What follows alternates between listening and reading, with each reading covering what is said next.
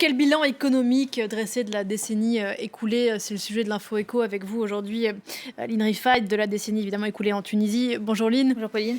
C'est une décennie mouvementée, c'est peu que de le dire, que vient de traverser la Tunisie. Ça s'est ressenti évidemment sur les performances de l'économie. Oui, l'économie tunisienne n'a pas été épargnée, Pauline, au cours de la décennie qui vient de s'écouler. Le pays a connu plusieurs attentats meurtriers qui ont fragilisé le secteur du tourisme, secteur qui constitue l'une des principales sources de devises.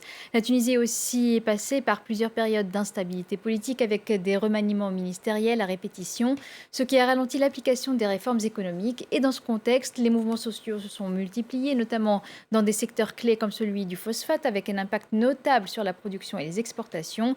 Des facteurs extérieurs sont aussi venus fragiliser l'économie tunisienne, comme la crise de la zone euro au début de la décennie, car l'Union européenne est le premier partenaire commercial du pays, et puis la pandémie de Covid-19 à la fin de la décennie. Tout cela s'est traduit par une croissance en dents de scie au cours des 10 dernières années, comme on va le voir sur ce graphique qui va donc s'afficher. On voit une croissance en dents de scie avec tous les événements cités. Face à cette situation économique fragile, l'État tunisien a vu ses rentrées d'argent reculer et il a donc dû s'endetter de plus en plus. La dette publique a plus que doublé, passant de 40% du PIB en 2010 à 85% en 2020 selon les données du FMI.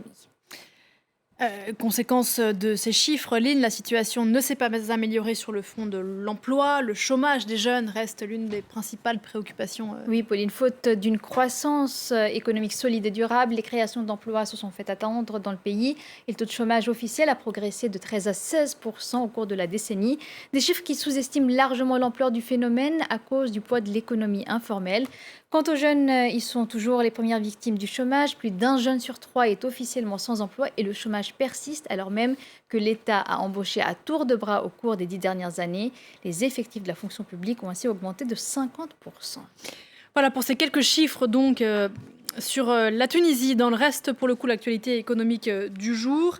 En bref et en images, Lynn, d'abord Paris qui veut garder le groupe de grande distribution Carrefour sous pavillon français. Oui, le groupe a reçu une proposition de rachat amical de la part du groupe canadien de distribution alimentaire Couche-Tard, un projet de mariage qui ne plaît pas au ministre français de l'économie Bruno Le Maire. Il estime que Carrefour est essentiel pour la sécurité et la souveraineté alimentaire de la France, une position partagée par la ministre française du Travail, Elisabeth Borne.